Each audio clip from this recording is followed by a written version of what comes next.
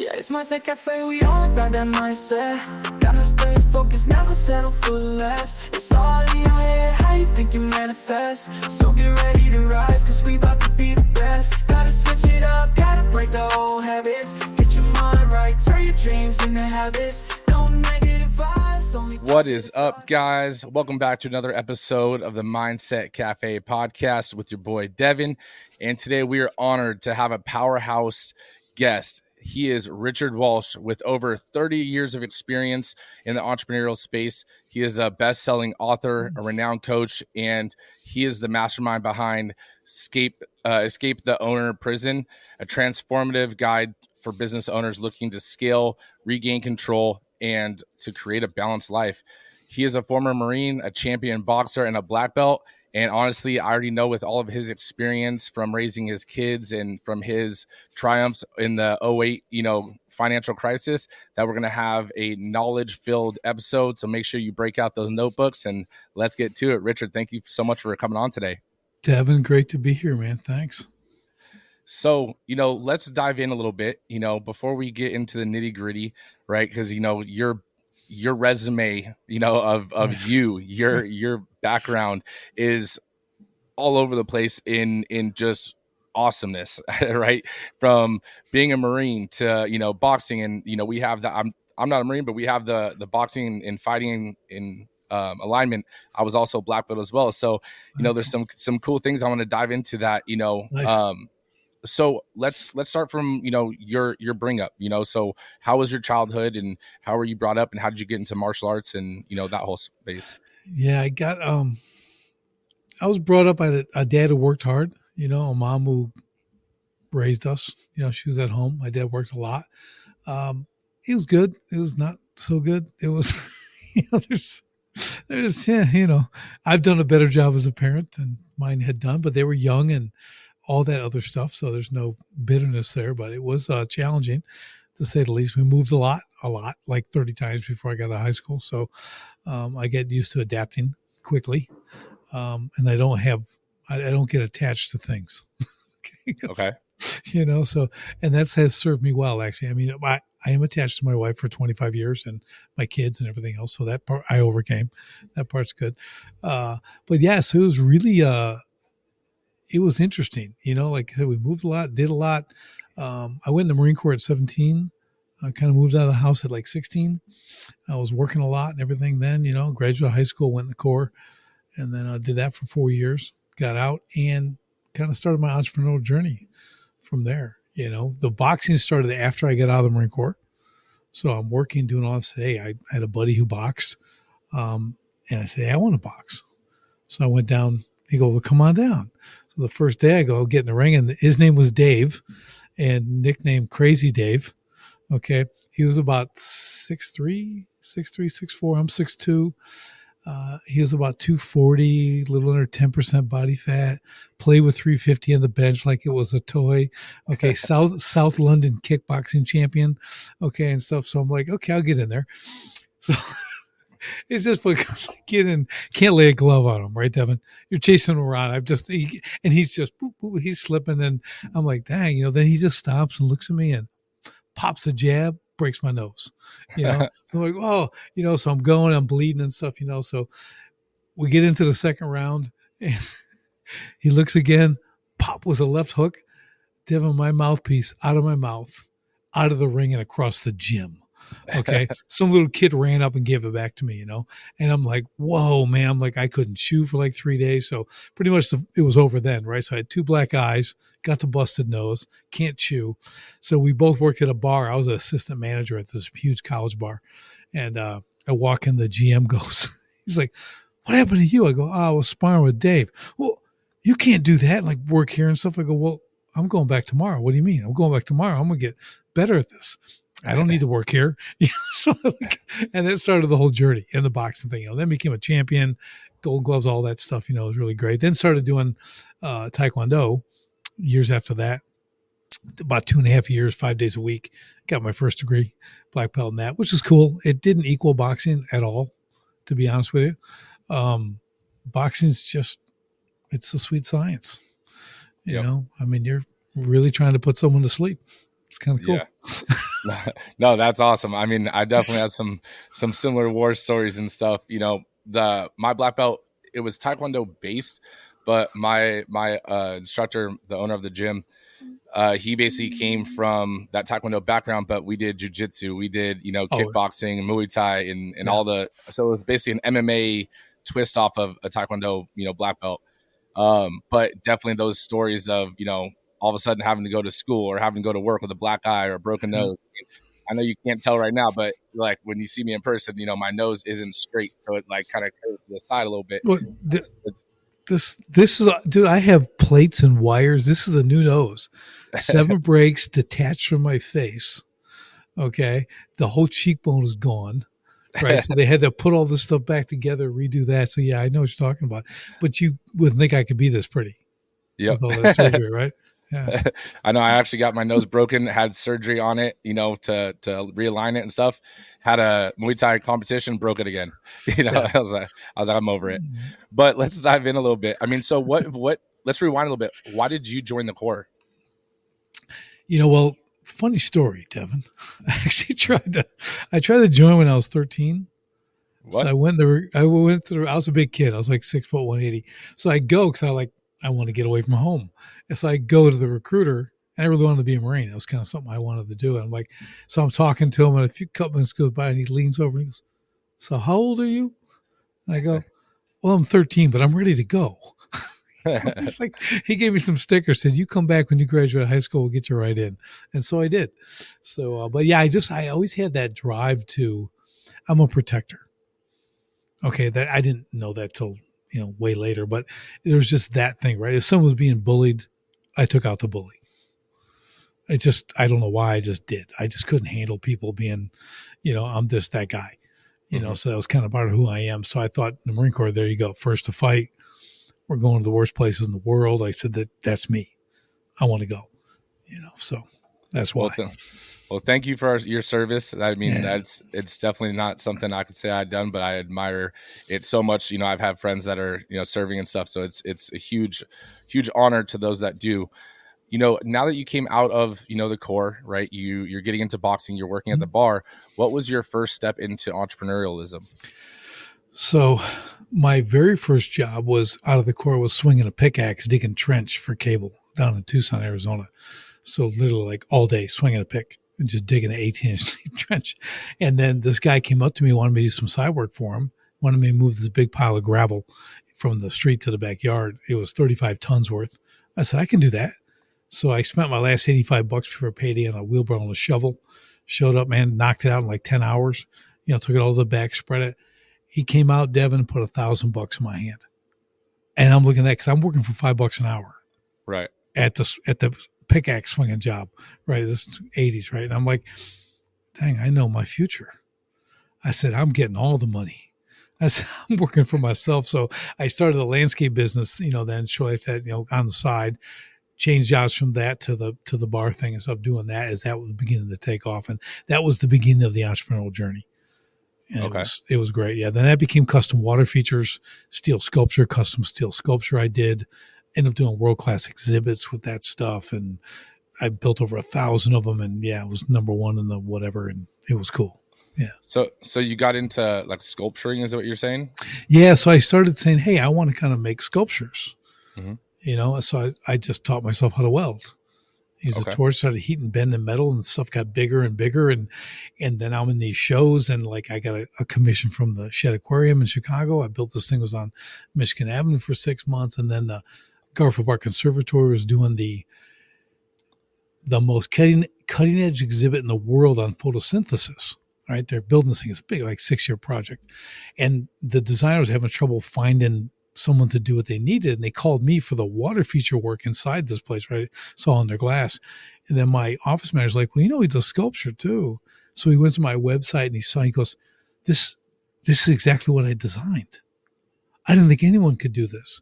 So boom, I got this whole big project. We did all the work. It's amazing. It's a permanent exhibit. I did all Core 10 steel. It lasts forever. And, but it is an amazing exhibit. And I did like everything in there. Right, is spectacular. So that was really, really cool. So that's, you know, internationally recognized and all this kind of cool stuff. So yeah, I was lucky, Devin, from the artist standpoint. I never experienced the starving artist. I sold everything I made. So Wow. just the business side of me was good. So it's very functional, very unique stuff I did, but it was also very in demand. So at what point did you realize that, creating the sculptures or creating sculptures was going to become a business, or when you realized, hey, I should really hone in on this and let go of your normal job? Yeah, well, it was so I've got the water feature business going, right? That had Mm-hmm. been going for years, so I'm doing really well at that. And I just started welding. I made little flowers, and I made bigger flowers, and then I'm doing these big shows at Navy Pier, making these giant gardens inside for the flower and garden show. I said, well, I'll do this. I made one, like a big walk under waterfall, really cool thing out of steel, and it was just a massive hit. Like people were digging it. The first one I did was this big abstract lotus, and the next year I did that, and then, so that like put me on the map. All of a sudden, Wow. 180,000 people came through there and saw my work in like a week, so it's like, wow, this is super unique. And so I just kept going, and then they approached me for this project and that project, and I started doing all this stuff. So it was fun. So it was just, I love to create, but I also love business. And I'm like, well, I want to create and make money. Mm-hmm. That was my thing. So how do I make something? And like, I didn't make it. It's weird because I didn't make it for the money, because I just make it to make it, but then I get money for it. Mm-hmm. Because if I attach like money to it, it kind of ruins my creativity. Mm-hmm. It's kind of weird. I'd rather make something in the shop, throw it out the door, let someone else sell it. Shut the door and come back to it. No, but I think actually what you're saying though is actually a really big piece of what people lose in the true spirit of entrepreneurialism, right? Like, yes, it is about sales, and yes, it is about making money. But when you start a business to make money, and that is your sole purpose and focus, then that motivation is only going to last so long. And that reward, it's cool, but then it's like, what else? When you can make a passion or something that you at least enjoy, and you're doing it for the enjoyment, right? My main business is I own a gym and a national franchise, right? And while growing the franchise is awesome, my main purpose is, affecting the lives of the actual members, right? So it's like, for you, it's like that artistness was the true, creative side of it, the fun side, and then you made a business around it. Can you explain, what water features are for, your first business before, for listeners that don't really know what water featuring is? So they're picture waterfalls, right? Mm-hmm. So like a backyard waterfall. There's stone, there's boulders, there's water running everything. There's fish in the pond. You've got all this. Well, I started in like I started that in like 89, 90. So it was not real popular. It was kind of the very beginning of that whole kind of trend, if you will. And I just kept getting bigger and bigger. And I'm like, I want bigger boulders. And the artist really came out in that. So picture like if I built this water feature in your backyard, when I'm done, it looks like it was there before the house. Wow. Okay. It looks like it's part of, like, you saw this cool water and you said, let's build a house by it. Wow. That's what I did. And stuff was massive stuff. I did giant, like quarry, like swimming pools, all the walls were all boulders, giant boulders, brick paper bottom, salt water, all this stuff, so I did quite a bit of that stuff, all different sizes and shapes and different stone. Like I said, I brought in stone from all over the country to build different things. So it really was a great creative outlet. And from a business standpoint, it was very, very lucrative. Very lucrative. At any point, did you intertwine the businesses, where you made a sculpture and had it intertwine into a water feature? Oh, yeah. Yeah. Most of them were like that. So I'd make like stainless steel flowers that actually water bubble up from the stems and stuff, things like that. Or like I said, the walk under waterfall. One of my clients had a train that went around his tennis court, the kind you ride on like at the parks.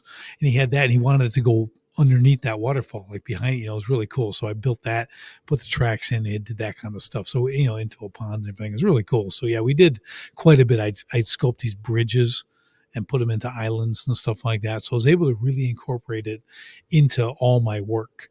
They could be standalone, but really when I joined them together, that was really impressive.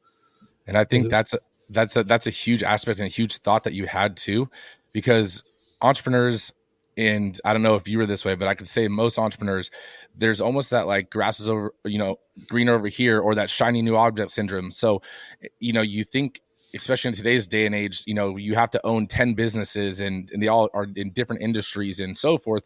Whereas like someone like you had your water feature business, then you had your sculptures, and then you intertwine them. So you're building these, business verticals that aid each other's growth.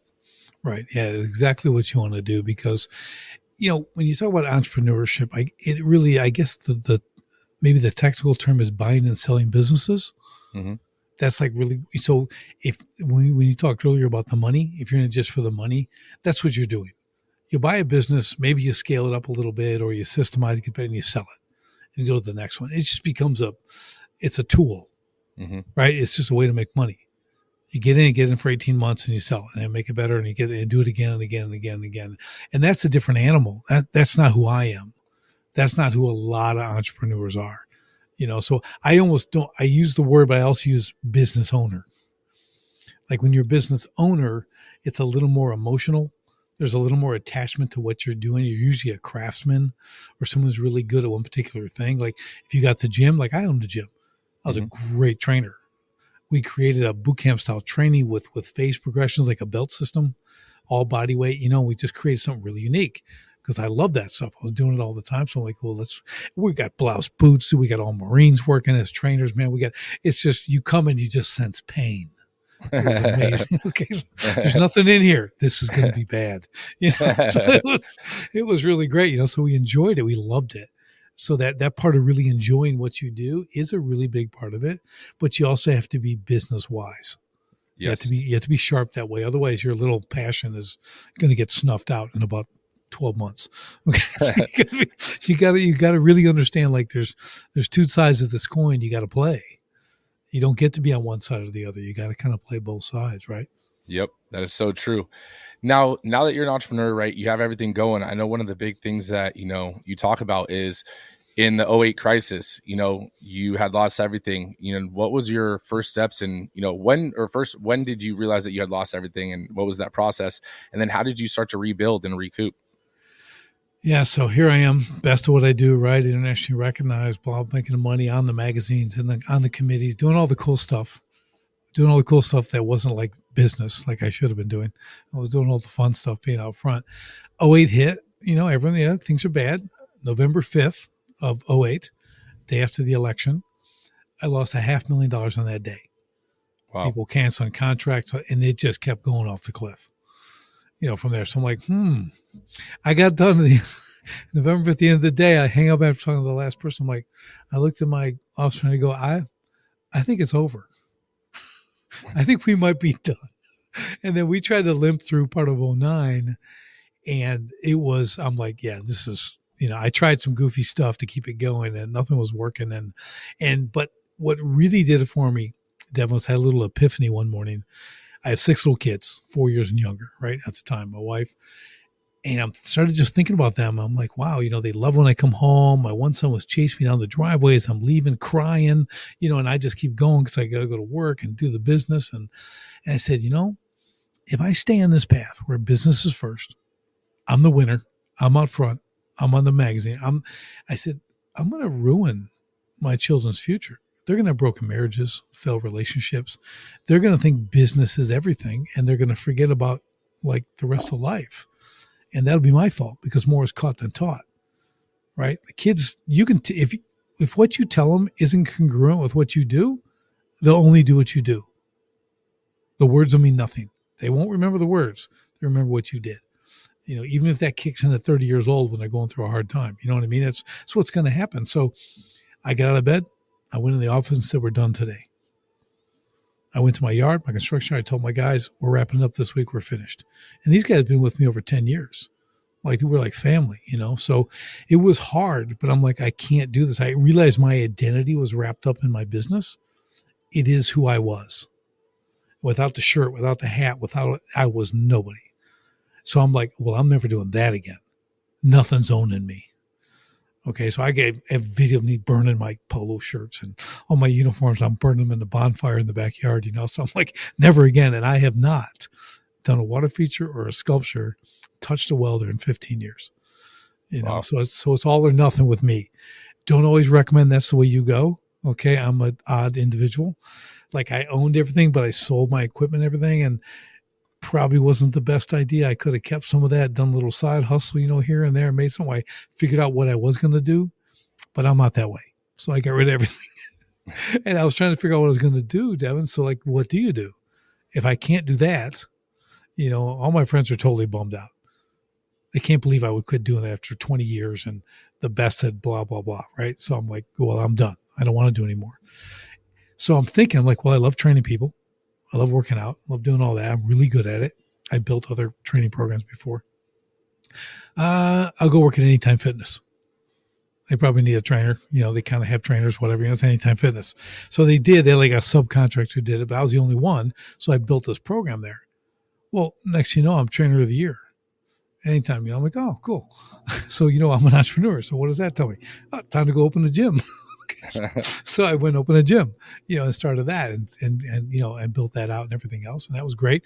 Then I started a contracting business, doing roofing, siding, windows, started doing that. Okay. But the key was this time in both of these, I had other people doing the work. I'm like, I'm heading it. I do it. I create stuff. I'm there, but everybody else is doing the work. So I have my time back. Right. So I'm not trapped in it.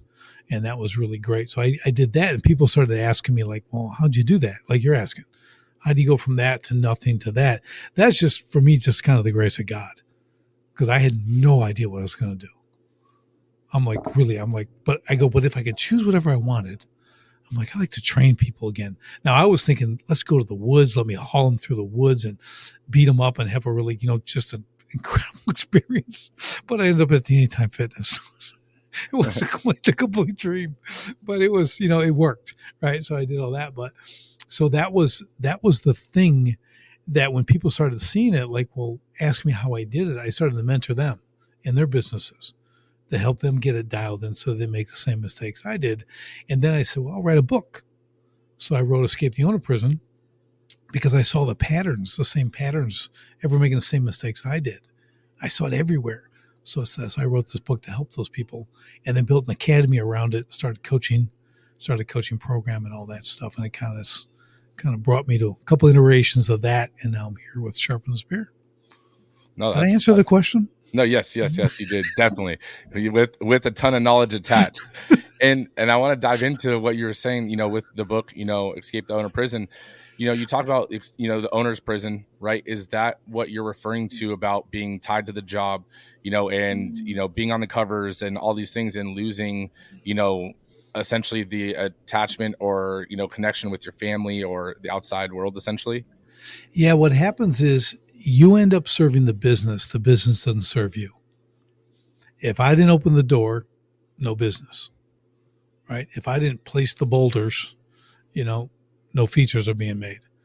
I did start getting away from that before we ended, but it was kind of too late. But it's really about not having systems and processes in place that people can operate in, and the business can work without you. It's self-running, right? You can plug people in because people always leave. So you got to get a new person. So build something that's not people dependent. People work in it, but it's not dependent on the best office manager ever, who holds all the keys, all the secrets, and then she disappears one day and you got nothing. Okay. Or you got the incredible salesman who closes everything, right, on his own. He just does. Well, you become a hostage because he's going to tell you what he's going to do because he's the one making all the money for the company, right? So now you're in a hostage situation. You got to give him whatever he wants so he doesn't leave because you don't have a sales system built. You don't have a process and presentations and all that kind of stuff. So I really learned all that and started saying, this is the owner prison. You don't have things like that. You have a bunch of depreciating assets. You're doing things day by day, trying to get to the next payroll cycle, right? Doing that kind of stuff. And you just make a little more and keep going. So that's the owner prison. You go away for 2 weeks on vacation. You're calling in every other day to make sure the place hasn't burned down, right? You can't be present with your family. You might be at that beach, but all you're thinking about is your business because your business is a hot mess, and there's no freedom there at all. There's no balance. No, definitely, and I agree with you on that. That if your business can't run without you, it's not a business; it's a job. It's not that it doesn't start off that way in the beginning, but you have to be able to scale it at some point.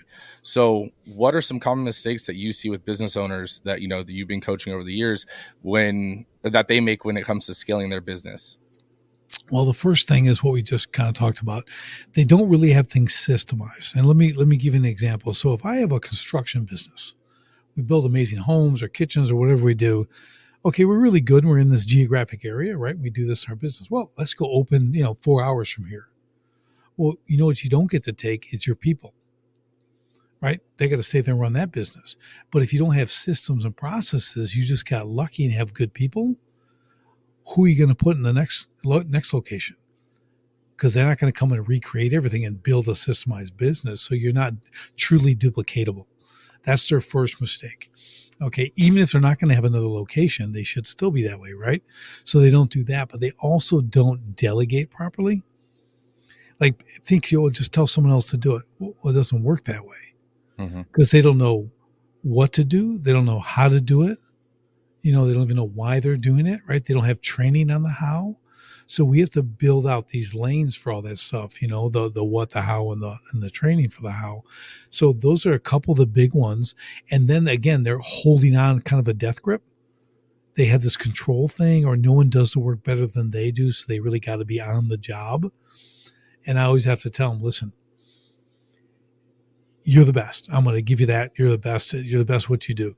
So if you tell me I get someone who's 95 or 97% as good as you, you wouldn't let go. I said, you can't train them up that next 5%. I said, and even if you couldn't, I guarantee you 100% your clients won't know the difference. Okay. You see it, you see it, but no one else does.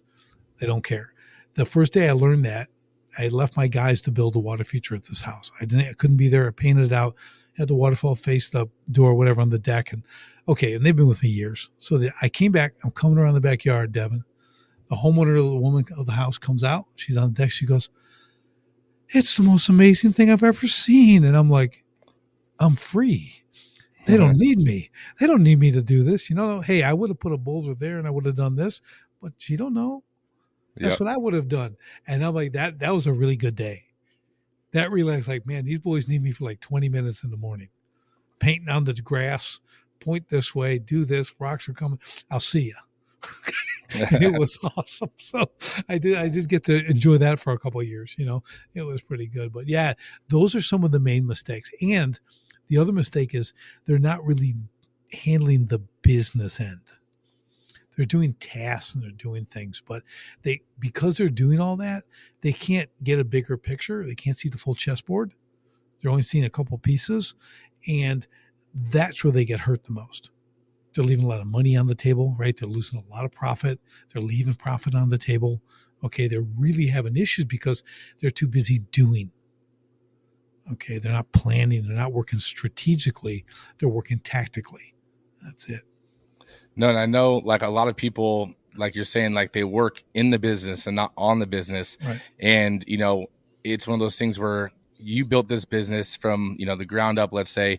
So you have this emotional attachment to it and you feel like you can't delegate work because they're not going to do it as good as you. And once you realize that all the work that you're spreading yourself out against, you're giving 10% of your effort here and 10% here. Well, someone else's 70% is way better than your 10% at the end of the day. So I know you just mentioned, strategic, systemizing and stuff. So like, what are some tactical problem solving, situations that you could do as a new business owner or as a business owner that you can start to create your own strategic, systemization? Yeah. So we have the strategic and the tactical. Tactical is what they're the fires that flare up, the problems when someone comes in your office, so-and-so is mad, or I didn't do this, or we didn't get a delivery or something or whatever. Those are your tactical issues, right? And they want you to come out and fix it. And you go out and you fix it. Okay. That's tactical. But the problem is, the same thing's going to happen 3 weeks later, right? Because you didn't go to the problem. You went to the symptom, right? You're not treating the cause. So systemization is creating a system. Well, why did this happen? Oh, because we didn't call, we didn't double check, we didn't do this, or whatever it is. Well, let's build a system that has to be done in order to make the order and complete it, right? Now you built a system that fire's out forever. Okay. And the next fire, same principle, right? So you're only going to get so many fires in the business. So you start to systemize each one. Pretty soon, no one's coming in your office anymore to ask you for help because you've taught them and now you've overcome those and you've built these systems for it. So that's a key to moving in that right direction. Then your strategy really becomes looking down the road 18 and 24 months. What are we going to do? Where are we going? What kind of market share are we looking to gain? What new innovations are we going to bring to the market with what we do? Right? How does everyone in my company fit into this vision? How do they fit in being a part of this? And they know they're part of it and a critical part of it. So we can create a strategic vision that drives our whole company forward with purpose. So everyone's actually working for purpose. Obviously they're getting paid, but there's three things: it's purpose, it's recognition, which is quality feedback, and then money, quality pay, right? But purpose is first. So the first thing you do is create everyone to be on the same page, knowing where we're going. Now it's future cast. It's not what we're doing now. It's what we're going to be doing to achieve the vision. So now they all understand where they're the hero in that journey, right? So they come to work knowing I matter. Like if I'm not here, this doesn't get done. Our outcome, which is more than just making A and delivering it to B, right, has way more meaning. And as a company, they know where they're all going. See, so once you get that going, it becomes a really, really healthy workplace. And you start to, everyone understands where they fit. And like I said before, everyone leaves eventually. But now you can plug them back into that system. They can grab the ball, run to the goalpost. It's great. No, that's awesome. And I know you've set a goal for yourself, for transforming 10,000 small businesses to positively impact millions of lives. What does that vision really mean to you, and how are you bringing it into life or into fruition? Yeah. So it's, that's what I want. I want to help 10,000 business owners create profit, freedom, and impact in their business. Right. And this is what that means. Okay. Cause who doesn't want that? Well, they all want it, but no one gets it. Mm-hmm. That's the problem. There's 32 million small businesses, right? And 31,900,000 and some thousand don't ever make it. I mean, to the freedom, profit, and impact, right? Because that's the prison. Most people are operating on that hamster wheel. They work hard the first 2 years, and then next, 10 years goes by and they've repeated the first 2 years 5 times, right? They're stuck, right? So what I want to do is I want them to do that. So we come and we help them with systemization. We help them realize full profit. We find a ton of profit they're just leaving on the table. Show them how to generate more revenue without adding money to marketing and ads and stuff like that, right? Do some really unique things. But the goal is to have their people, okay, they can increase in competency, right? So say you got 30 employees. Mm-hmm. We want them competent. We want them really good at what we do, but also we want to build them up as people. We want to make them better as people, because when we make them better as people, where do they take that? To their homes and their families. Where are their families? They're in the communities, right? Mm-hmm. So 10,000 business owners, all their employees, 5 to 50, 500, whatever it is, and their families in the community, we're affecting millions of people with our influence and our the way we live and everything else. So that's my goal. That's the big goal, right? So we just continue one business at a time. And we fix them. We get the next one. We do another one. They talk, right? We get out there. We get this exposure and we're on our way. It's a good goal. It almost seems small when you think there's 32 million small businesses, but you got to have a number. So I picked 10,000. Okay. And I get there, I'll keep going. Okay. I'll do 20,000, but we're going to get there first. And I want to do it in 5 years. So I really want to hit this thing running hard. And then we're doing it, which is great. So that's really the goal. Imagine companies where people actually want to work.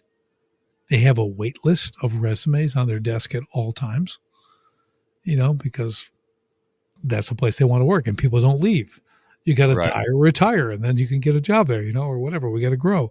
So it's really cool. And when people like to go to work, which they should, we're built to work. No one should be sitting home watching TV all day, right? We're at work and go but have that purpose. Get that recognition for doing a great job or a bad job, and you get corrected, right? That's okay. And then get the quality pay to go with it. Dude, that's a good life for a lot of workers. They're not entrepreneurs. We're that. We're different. That would not satisfy us. 100% would not. I'm a good employee for 12 months, the best employee you ever have, but then I got to run the company. So I'm, I'm no good at like a year.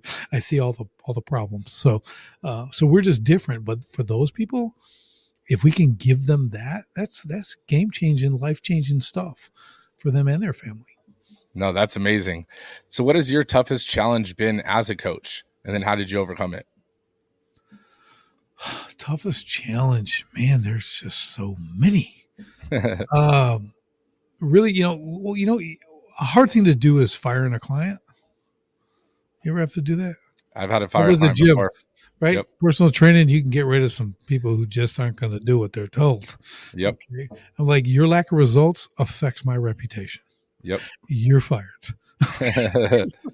You don't want to do it, you're out. So in business is very similar. Now we're dealing with egos and personalities and things like that. So there's times when they're not listening to the coach, or they have their own way. We tell them to do it this way and do it that way. So the challenge is letting someone go, because they're kind of there, but they just can't. The reality is most entrepreneurs are the ones who are in their own way. Mm-hmm. They're the problem in almost every business. Okay. We don't like to hear that. Okay. Right. But we're always in the way. That's why we get them out of the way. I want them to focus on what we call the 5%. The 5% of the business only they can do. That's the vision.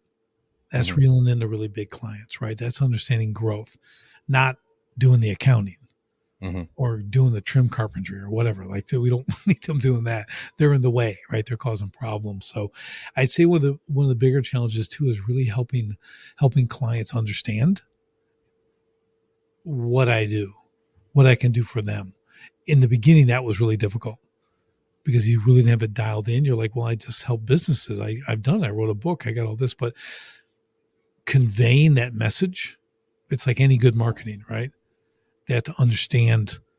I have to know their pain. Okay. They have to know that you understand their pain, and I need to dig in their pain, right? We know because they're all suffer from the same thing. So I know what it is. So let's dig into it and let them verbalize it because they feel it. They haven't verbalized it. Then you get them to verbalize this stuff. And this is the hard part, right? Then they get it and you understand. Say, well, I have the solution. And if you do what I'm going to show you and follow me, your outcome's going to be like this. You're going to have freedom. You're going to have the money you want to do things. You're going to make the impact you always wanted to. You're going to be able to do all that. So I understand the pain. You get it. Do you want this outcome over here like this person? And they go, yes. Okay, great. Let's go. Okay. And then we bring them in. But you got to really, we all have pain, right? We all have challenges in our businesses, right? You need to know your customers' challenges. You need to know their real pain. Then you can help them, because if you don't know it, you can't help them, right? Right. So don't think just because you're this great coach, people should just know. No, they need to know, the old saying, they don't care how much you know till they know how much you care, right? And digging into someone's pain, I was just talking to a guy earlier today. I said, there's 3 words. Tell me more. Tell me more. They tell you, just tell me more. And they'll just keep going. And you'll pull all that stuff out. And you need to hear that. You need to understand it, because your solution will address it. But once they verbalize their pain, you're in. Now you can do real work. You can really help them, right? So that's kind of how I look at it. No, that's awesome. I think that is so true. And I think it is important that when, you're saying, tell me more. I mean, that's one of the things that we do with, at our gym with our trainers too, like ask the questions and then ask them, okay, can you explain that? And then people love to talk, about themselves, or, I try to compare it to a date, right? If you take a girl out or a guy out on a date, right, and you're asking them questions, they're talking about themselves. You may not have said anything really about you. When they leave that date, all of a sudden they're going to be like, oh my goodness, that was such a great date, and X, Y, and Z and so forth. But yet, it was just them talking, right? Yeah. So how do you keep yourself motivated and grounded while juggling these different hats that you wear as a husband, a father, a coach? I mean, I know the coaching aspect is difficult and can be draining, and it's its own reality as well. But then, and as an entrepreneur, because you are running a business as well. Yeah, it's I think it really comes down to delegation. It's really putting the right people in the right places, and a big problem, Devin, is people hire too quickly. they don't take the time to really know who they're bringing on the team. So we have a very extensive vetting process on who exactly. It's all written out. I have a whole strategic vision. It's like 14 pages long. Like for the coaching company, like you have to read that first, right? So I'm like, you read this, and it tells you everything that's here, and you can tell me if you're interested, and I'll ask you where you see yourself fitting, and stuff like that. So that's a big part of it, But you have to be super intentional, man. I know it's not easy to be intentional on 5 or 6 things, so you really nail it down, right? So we do the business. I understand, and I get it running itself, right, with the right people, systems, and processes. Then I got, the 5 F's. You know what those are? Did we talk about those? No, we didn't talk about those. The faith, family, and fitness. Yes. Yes. Are we saving that for later? No. We can dive into it. Your 5 pillars. Let's dive in. So there's 5 F's. There's faith, family, finance, fitness, and friendships. Okay. That's when people talk about work-life balance. Those are the 5 things you need to balance, right? Mm-hmm. And work. So the problem is if your business is a hot mess, none of the 5 F's can happen because you will always be in that. In your mind, you could be in bed at 10 o'clock at night. You're thinking about who's not going to show up tomorrow, what's broken, why didn't we get this right? Because you're the man or woman who's got to run the deal, right? So until that's fixed, you can't look at the 5 F's. But when you do have it fixed and now you can focus on that, there's your balance, right? And it doesn't mean it's all equal. Balance isn't equal, okay, because they have different priorities, right? But they're not ignored. My faith, I say it first because it's my number one priority. My family's next, right? And in my family, it's my wife, then my children. Mm-hmm. That's the priority. The kids don't come before my wife. Right. Okay. And then finance, got to pay attention to your money. Got to make it work. Got to do things right. That's security, right? Mm-hmm. And then your fitness, work out every morning, right? I'm up at 4 a.m., doing my whole thing. 5:30, I'm to the gym. I put in a good workout, right? I got to be fit. If you're not fit, you're not fit to lead. Mm-hmm. Okay, that's kind of one of the little mantras we have around here. But fit is not just physical either.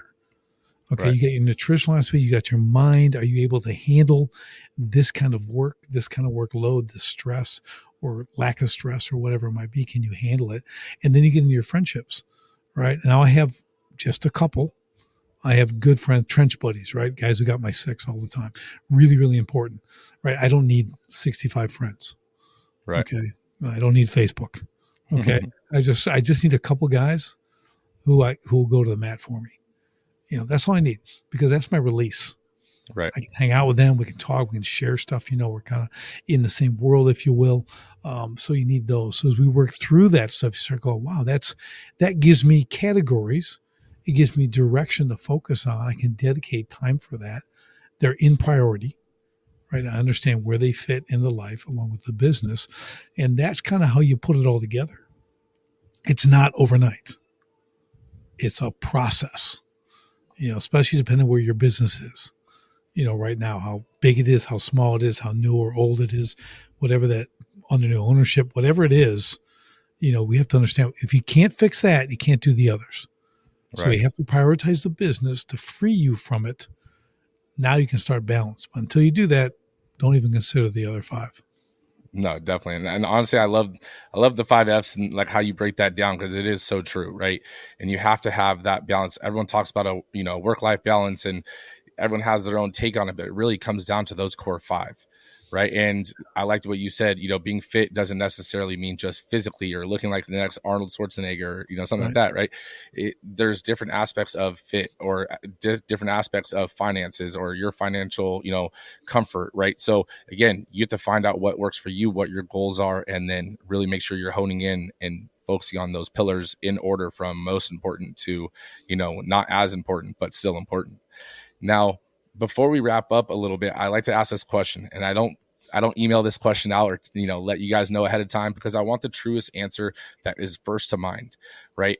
So you have a legacy wall, right? And on this legacy wall of Richard Walsh, you get to leave one message, right? And the message could be anything you've learned from your entrepreneurial experience, from the Marine Corps, from your martial arts or boxing, right? But anything that you would like to leave for the listeners and the up and coming generations, to really basically feel like they're getting stuck, how to become their own version of the new them. How do they get out of their own owner prison, right? What would that legacy wall message be? I can do it in 3 words. You ready? Yeah, let's do it. Do hard things. They'll solve all your problems. So honestly, I really like that one. Explain it a little bit for the listeners. So we always need to be doing hard things. Again, it's relative, right? Doesn't mean it has to be physical. It could be, I get too much joy out of that, so it doesn't count for me. Okay. I'd love to suffer and, experience that stuff. But for me, it's like, computer stuff or stuff in the business, whatever. But understand that when you do a hard thing, you become uncomfortable because it's difficult. Because if you've never done something and it's difficult, we all start at the same place, and that's awful. We're awful. And then we graduate up from there, right? So regardless of what it is, how big it is, how small it is, once you accomplish a hard thing, that's time under tension, right? You build muscle. Now let's do another hard thing, a little bigger hard thing. And you keep going, and that propels you forward because that spills into your life. And that confidence you're creating by doing hard things goes into your business. Well, this isn't that bad. I can do that. I mean, this was a lot worse, I encourage people to read books like, I don't know, Shackleton, guy stuck on the ice for 2 years, guys who do incredibly hard things, difficult things they had to overcome and do. Read those books. So when you're whining about like your internet doesn't work or something, like you can kind of put things in perspective. Okay. Right. I'm not living on the Antarctic ice for 2 years, wiping my butt with ice chips. Okay. Like just let's put things in perspective. Okay. You got like a hiccup over here. This is nothing. Okay. Get it done. Right. So we want to make sure that we're doing hard things on the regular, not once a year. And I'm talking it again, doesn't have to be, I need to run a ultra marathon or, just, it could be, but do those hard things. No, I like that a lot. Where can people connect with you or learn more about your coaching if they're running a small business? Where would they find you at? sharpenthespearcoaching.com. Awesome. Well, guys, if you guys took anything away, which I know you're lying if you said you didn't, this was filled with knowledge. Make sure you guys share this with a friend. Make sure you guys leave us that 5-star review. It really does help us out and help other people discover us. But Richard, I can't thank you enough for taking the time out of your day to come on and drop some knowledge for the Mindset Cafe. Well, Devin, thanks, man. This has been a lot of fun. I really enjoyed this. I appreciate all the questions. It's great. It was my pleasure. Thank you. No negative vibes, only positive thoughts. Just in the game of life, mindset causes shots. Got my mind on the prize, I can't be distracted. I stay on my grind, no time to be slacking. I hustle hard, I go get